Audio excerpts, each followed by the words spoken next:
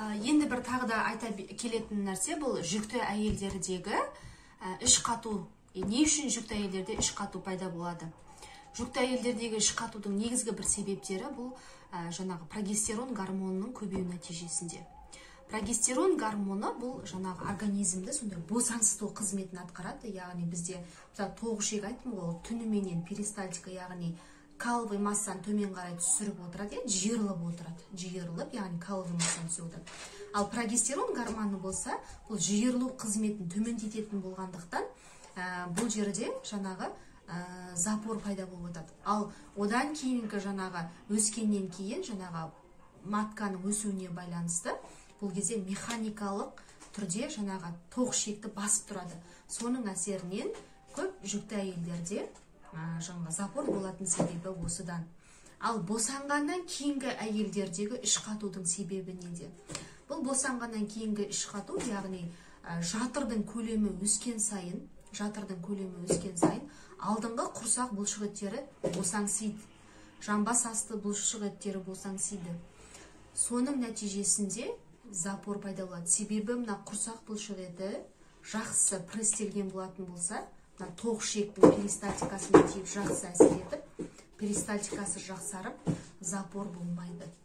Ал балалардағы іш қатуға келетін болса, балалардағы іш қатудың негізгі себептері дәл осы үлкен адамдар сияқты қарастырамыз. Ауытқуларын анықтаймыз бірінші. Жаңағы гормондық ауытқу жоқ па, қалқанша безін тексертеміз, қант диабетінің барлығын тексереміз, гормондарға анализдер аламыз. Екінші себебі, жаңа сіз горшокқа отырғызып жатырсыз ба баланы? Балада қорқыныш бар ма? Оны байқаймыз. Үшіншіден, жаңағы неге қарайсыздар?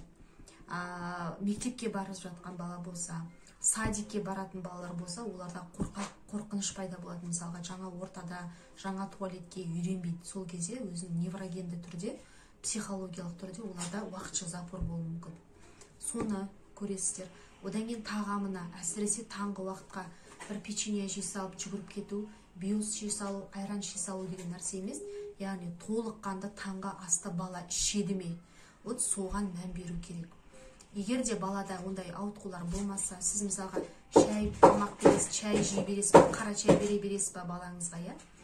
Сол сияқты бірінші тамағына мән бересіз, гормондық ауытқуларына мән бересіз, жаңағы горшокқа қалай отырады, туалетке, садикке барды ма, соның бәрін дұрыстап қарайсыз. Және де тағы да бұның да не себебі, балаларда егерде кішкентайынан бала толғаннан сондай бір іш қату мазалайтын болса, онда бұл осы ішек қызметінің қандай, может туа біткен ішекте қандай да бір ауру бар шығар. Соны анықтап біліп зерттеу керек болады. Екіншіден, өт. Балаларда көп жағдайда дискинезия, өт шығару жолдарының дискинезиясы, жаңа қисаюы деген сияқты түрлі жағдайлар кездеседі. Осының әсерінен де запор болады. Нақты себебін білгеннен кейін барып, емін тағайындау керек.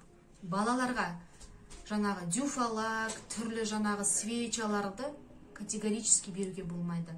Физиологиялық түрде өзіміздің қолданып жүрген су, жылы су, минералды су, дене салмағына байланысты тағы да түрлі әдістерін айтатын боламын.